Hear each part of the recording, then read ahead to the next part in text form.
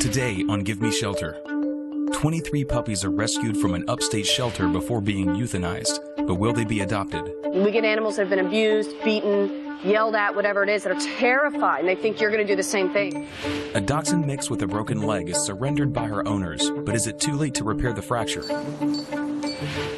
After a dog's owner passes away, pet helper staff notices a potential chronic injury that could make him unadoptable. It is a very large dog. I don't want him to inappropriately be placed with somebody who doesn't realize what their obligation is.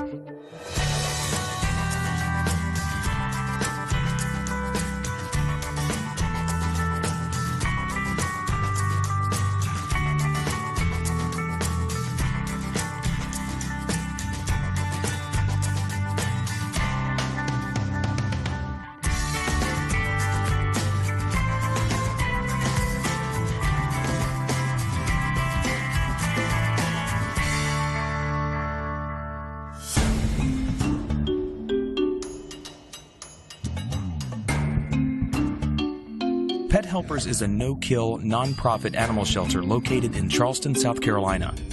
Since it was founded in 1976, Pet Helpers staff and volunteers have saved thousands of cats, dogs, and other animals. Saving animals is almost always a team effort, full of setbacks, disagreements, drama, and triumphs. Thank you so much for calling. Okay, bye. Kristen. We got an emergency phone call from the shelter. It's in Chesterfield, South Carolina, and they're pretty much just an animal control facility. They got inundated with all these puppies, so they called me and said, hey, is there any way you can help us out with 23 puppies?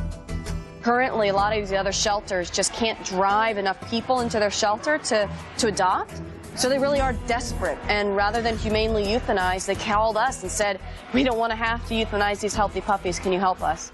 We told the shelter we'd take them, and they brought them to us the next day in crates in the back of a pickup. We had to medically assess every one of the puppies.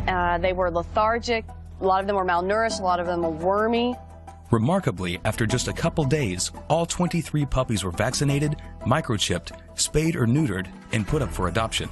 We were founded based on the idea that there was, simply unacceptable levels of euthanasia in our community, and to this day, we continue to try to, save animals' lives. Because we are a limited admission shelter, we do not euthanize animals for space. We take care of them for the duration of their life if they do not get adopted. It's these puppies that are so cute and adorable and adoptable that we're going to be euthanized. If we don't find them homes quickly, we aren't able to take in more puppies if they call us. I've got to turn around and make sure that we get people in the door, that we educate them on responsible pet ownership, and that these animals go out to good homes. And then I want to turn around and say, all right, let's do it again. The animals that come to us, we don't know what they've been through, so being a voice for these guys is really, really important. Although the puppies have been saved from euthanasia, it will take a lot of hard work to make sure all 23 of them are placed into good homes.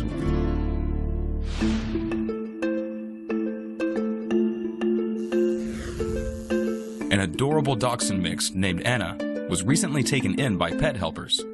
Anna has a broken arm and is being prepped for surgery by Dr. Love. Anna came in with a litter and owner surrender. They were in a dog crate. They were all overheated. And they kept the puppies in horrible conditions. They weren't being supervised or anything. All of her brothers and sisters were stabilized, vaccinated, taken care of them, put off into foster homes where they can grow up until they're appropriate for spay and neuter and for adoption. So when we finally got them into the shelter and we saw that her leg had been broken for some time, it was heartbreaking. I'm not sure how she broke her arm. They say she may have fell off a couch. That very well may be true. Being caged with all her litter mates, I've seen that kind of injury just from being overcrowded and just kind of bouncing off of each other. She has what's called a non-union, and you can see I can move it. That's the fracture there. That shouldn't rotate like that. The fracture was severe enough that Dr. Jack Love did make the decision to amputate the leg. The way I'd normally fix it, I just don't think I'd have a good chance of getting repair. If I'd seen it when it was fresh, a fresh break, I probably would have tried it and fixed it. But with an older break, I'm choosing not to do that. During all these major surgeries, they are on a constant pain medication given by intravenous injection. Tomorrow she'll probably be bounced up and eating again and seem pretty comfortable. She'll be on oral pain meds for a few days too. It's the way things work at Pet Helpers that one animal leaves to find a happy home while another undergoes a serious procedure. Primary job on a daily basis is low-cost, high-quality spay-neutering. We also take care of the health and well-being of the animals in our care in the shelter. My wife is the other veterinarian here, and the unique thing we bring to the situation is over 30 years of experience in veterinary medicine, having owned our own clinic. They had owned a thriving expert veterinary clinic in Middleburg, Virginia, and they were retiring down here. Well, they joined us to be our spay-neuter veterinarians as well as our shelter veterinarians. We treat everything I think a general practitioner would treat, and I think somewhat beyond. We have also extended some of that into the community that can't afford to go to a regular veterinarian. I consider myself incredibly fortunate to be in the situation I'm in. We can do a little bit extra, a little bit more to ensure we're sending out some of the healthiest pets that we possibly can.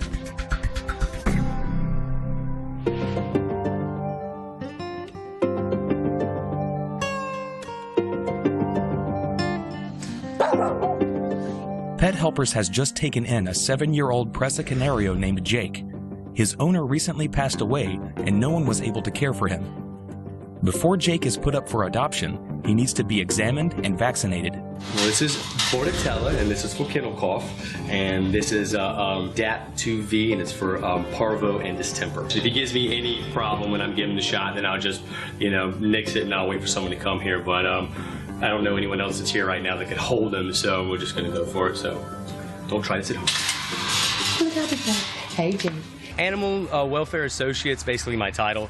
Pretty much come in and make sure all the dogs have been out, fed, daily medications, walked. Actually, Jason started out as a volunteer like I did. We both came in and we fell in love with this place. We got addicted to the animals. Obviously not what I went to school for. I went to school for art, but I love animals so much, it's more rewarding. Are you even gonna notice that I'm here? Are you even gonna notice that I'm here? Huh? Huh? Oh, you got tight skin. Oh, good boy. We're willing to give hard cases a chance. I love the roughnecks, so when they come in and they're a little bit rough around the edges, I rush right in and play with them. This is the one you won't like that much. It's in the nose. Hey, look out, Goliath. I'll put you on a leash, but I think I got you. What's that? Come on. Get on that there, big boy. Hey, happy guy. Although Jake is a rare breed dog, his size and age could become factors that hinder his adoption. After seeing how he walks and runs, Jason notices another concerning issue. His hips are kind of turned out. I am no vet by any means, but that obviously means he's got an issue going on with it. And our vets hadn't looked at him, so nothing's in stone yet about how his hips are. I just saw that he had a lot of trouble getting up, and he was kind of shaking when he finally got up.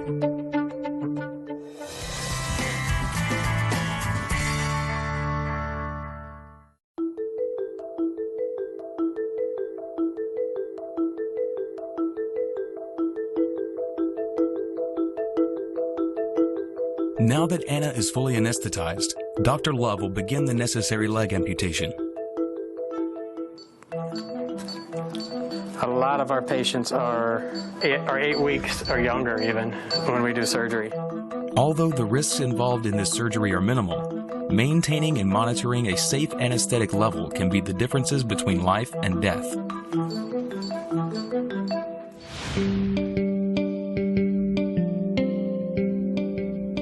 Sampson is one of the few puppies that was rescued from the upstate shelter who is struggling to trust humans.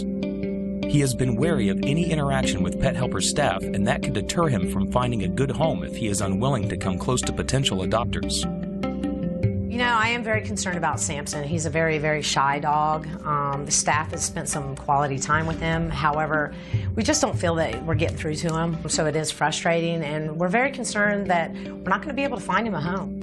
A lot of puppies come to us at the age of 3 or 4 months, and they're not socialized. They're afraid of people. They're not mean towards people, they're afraid of them. We get animals that have been abused, beaten, yelled at, whatever it is, that are terrified, and they think you're going to do the same thing. Most of the time, you can work with an animal to pull them out of their shell and teach them that humans can be trusted. So part of what we do at Pet Helpers is we really try to put them into play groups. We get volunteers in their cage to touch them, to feel them. We may keep them as long as it takes to find them a home, but the goal is not for them to live here. The goal is for them to get into a good home and live a long life in that home.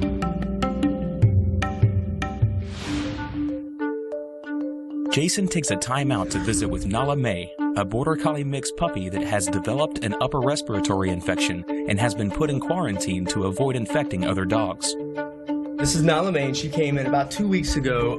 I believe she's right around 10 weeks. And so Nala May, unfortunately, was stuck in the puppy window when we had another dog, Longbach, who came down with an upper respiratory infection. It's not awful. It usually only lasts 10 to 14 days, but it's highly contagious.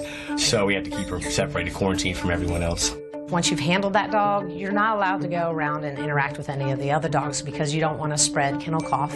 Quarantining dogs is often a hot topic between Kristen and her staff. And I get asked often, what's more important here?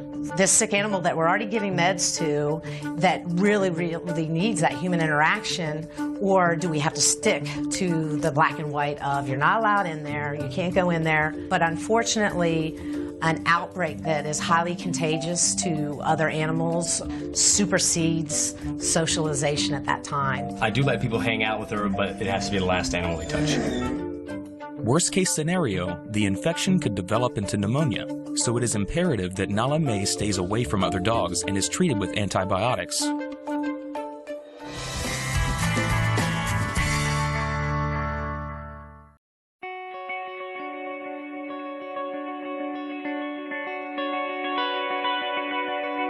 Not every animal that comes to the shelter is healthy and ready for adoption.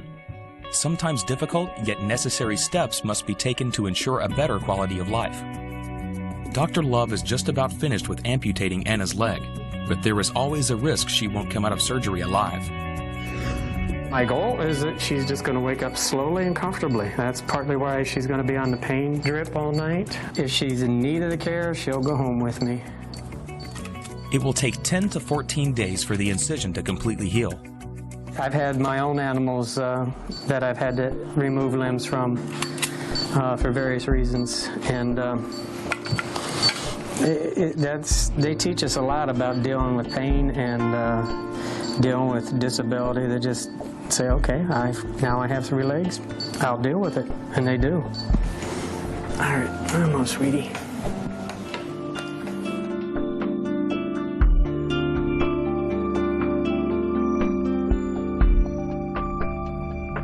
So she'll stay with us on that pump all night long so that as she slowly recovers, she's going to have pain medication all night long. I don't have any fear for this compromising her quality of life at all. The previous condition in her leg would have compromised her quality of life, so we did a good thing here today. Although Anna's surgery was a success, it is still uncertain how soon she will find a permanent home.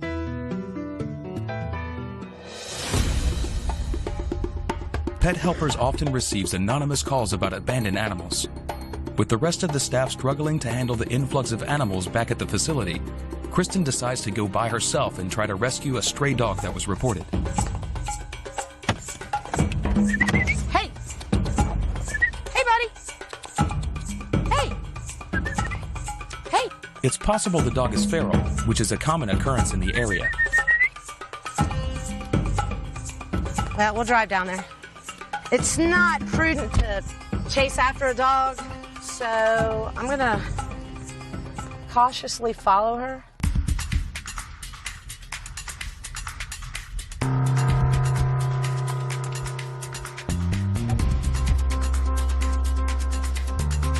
Girl. You know whose dog it is? Have you seen the dog around in your neighborhood? Dog always going around. Have you guys ever been able to touch her or feed her or anything? No, I can't get close enough. Every time I try to go close enough, it starts running away. Okay. Where do you think she lives? I don't know where she lives. We all around here every time. Okay. All right. All right, well, thanks so much for your help. Appreciate it. In a case like this, I really don't want to go after the mom dog. It looks like it's a mom dog, and she's really scared, and we're so close to a major intersection out here that I would much rather come back with at least 2 of my staff members. But because she is a mom dog, she's probably not fixed, so I'm kind of concerned that she might have puppies too. So I think as a team, we could all come in and try to save her from the streets.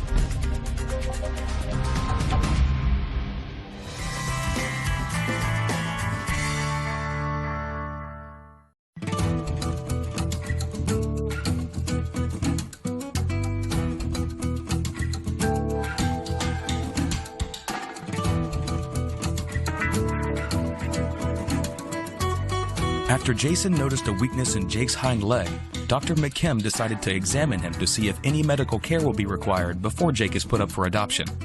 Today's the first day he's been here. He was laying down. He had trouble getting up. I almost had to pick his tail end up. Okay, for him. do you want to just let him loose and let's just see how he runs? Let's go, buddy. Nope, not in. He's got an obvious lameness on his left rear leg.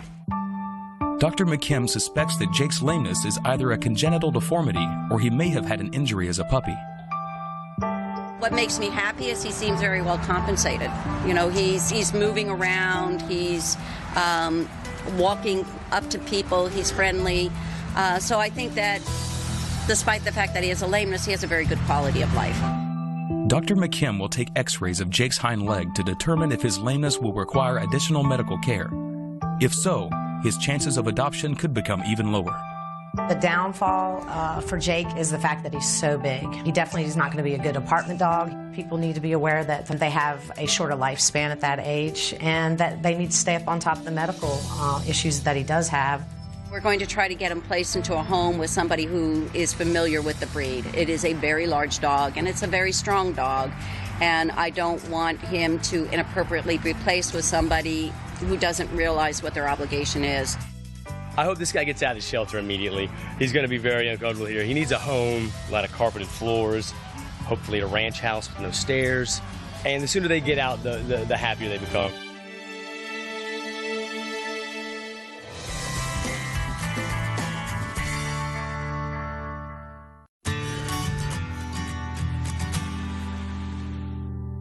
I'm very happy to say that we were able to find homes for all of 23 of the puppies that were brought to us. Sampson went to a great home, and all the other 22 puppies went into really awesome homes. One of Scott and Deborah Seiler's dogs recently passed away, and they were looking for a new dog to fill the void for themselves and their other dog, Kaylee. Sampson has become that lucky dog. I think he's just really been a great healing process for the rest of the family. He's been a very welcome addition. We're glad that we're making his life better, but he's making our lives better too. As we heard the story, we were so glad that we found him, or he found us, and he was such a right dog for Kaylee. We were just very grateful that he came into our lives and we were able to save him. He's almost 5 months old now, and so many of those months were so mistreated that to gain his total trust is going to be a longer haul. He wouldn't come up to us at first when we first brought him home. He just sat back like in a corner, and gradually as he's gotten to trust us and to not fear us, that no harm is going to come to him, he now knows we're the source of his food and comfort and playtime, and we can walk up to him and snuggle him. With over 2 acres of fenced-in yard, a dog-friendly pool, lots of food and toys, and the comfort of a new family, Sampson is living large.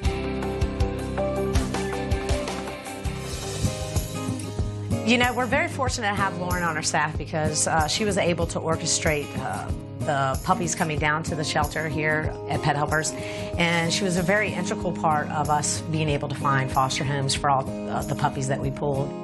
I'm selling not just wonderful animals, but the idea of happiness and goodness and giving back and creating a better community, and that's what we do here at Pet Helpers. You know, our goal is to move animals into good homes so that we can save more, and that was a great example, and we're glad we could do it. And you know, it's a powerful reminder of why adoption's important, and you know, don't always judge a book by its cover.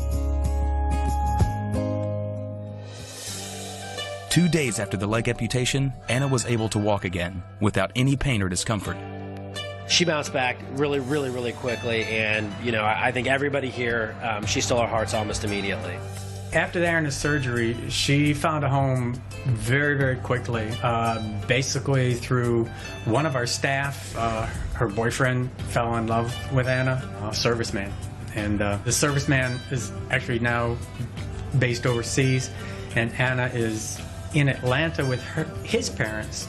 There's going to be a transition to where she's going to eventually join up with him again overseas. It's a really rewarding feeling to take a sick animal and send it out with its tail wagging. That's a pretty unique experience. We got wonderful news today. Jake, our Presa Canario, has been adopted. It was a young man who came in. His family had raised Mastiffs, so he's kind of used to that dog of unusual size, and he's a wonderful guy, and he's exactly the kind of adopter we want. And so the long story short is a lot of people worked hard, and a lot of synthesis came together to find Jake a really remarkable home. And the vets have done some extensive testing, and it appears that he'll be okay. Jake was a challenge and presented some different challenges, but now we've achieved it, and we're really excited about it. Nala May's infection cleared after 10 days and she was allowed back on the adoption floor. Jason made sure to play with her every day before she was adopted into her new home. Kristen and her staff are still trying to capture the stray dog and her potential puppies. There will always be new challenges to overcome at Pet Helpers, but for this week, the staff has managed to rehome every animal they took in. The daily contrast between disturbing circumstances and positive resolutions are what motivates the staff to come to work every day.